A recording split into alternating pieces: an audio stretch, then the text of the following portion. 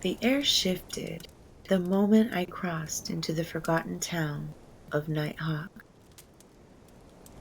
There's no sign to welcome you, no gas stations, no cafe, just gravel crunching underfoot, a faded rail track, and the wind whispering secrets between the bones of the abandoned mining shafts.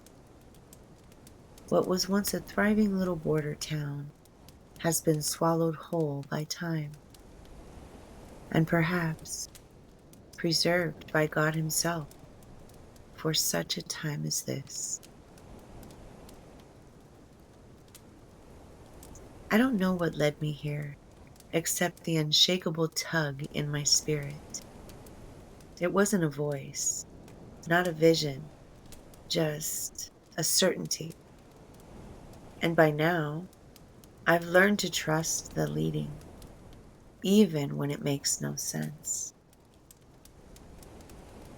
I hadn't seen another soul in nearly 10 days. The sun rose quiet today. No birdsong, just the sound of my own footsteps echoing through the hills. I keep my head low and move before light hits the treetops. Word spreads fast through whispers now. More checkpoints, more arrests, and rumors, dark rumors, a rail of rail cars and guillotines. Most people brush it off as hysteria or conspiracy, but I know what time it is. I know the season. The mark is being normalized now. They stopped disguising it as a choice weeks ago. No mark, no job, no food, no health care. And if you refuse long enough, you're labeled a threat to public safety. That's when the vans come. That's when people disappear. And so I travel at night. The town of Nighthawk was barely visible under the weight of dust and pine needles, but something stirred beneath the decay. Life. I followed what looked like an old mining road, almost entirely reclaimed by the earth, until I reached the entrance of an old shaft. I didn't speak. I didn't need to. I just stood there, breathless, with my heart pounding.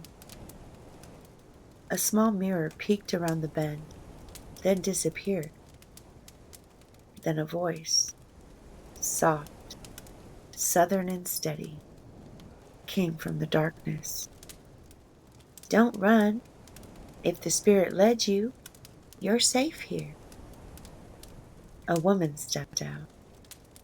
Her clothes were plain, her hands calloused, and her eyes filled with a depth that only came from having lived through loss and still choosing to love.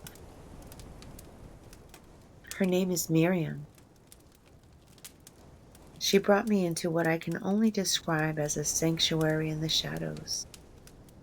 Inside the cavern, the walls had been braced with wood and prayers. Candles lined the path. Further in, there were people, only two others. Samuel, a former youth pastor, and Anna, a young mother who barely spoke above a whisper.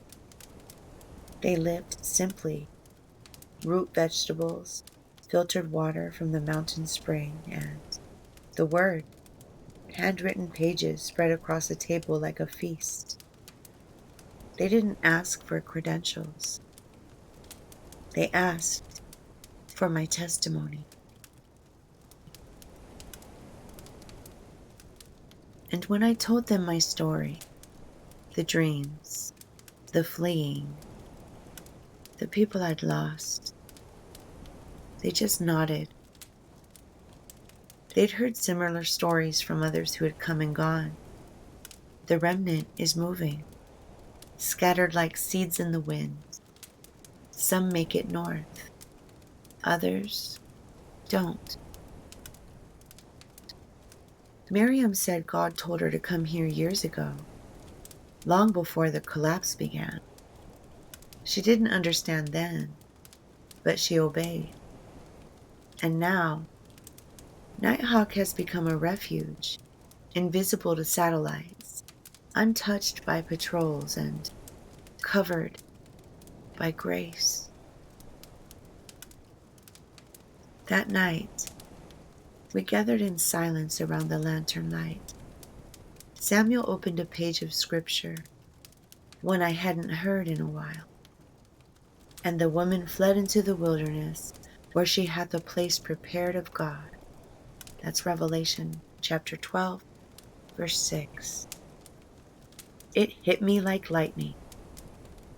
This is the wilderness, and we are the women's children. We are the ones who didn't bow, didn't take the mark. We didn't conform. We didn't forget. Anna held her little girl close. The child hummed a hymn I hadn't heard since before the disappearances. It was out of tune and hauntingly beautiful. We don't know how long we'll stay here. Miriam says we move when the clouds move, just like Israel in the wilderness. We rest when he says rest. We run when he says run. But tonight, there's peace in the darkness. Not comfort, not safety, but peace. The kind that only comes from knowing you're exactly where you were meant to be, even when the world has gone mad. I still hear rumors, guillotines, camps, drones, and more terrifying still, people are turning each other in. Family is betraying family, just as it was written. Brother shall betray brother to death, and the father the son. That's in Mark chapter 13, verse 12. But none of this catches God off guard. He foretold it all. He warned us to stay awake, to watch.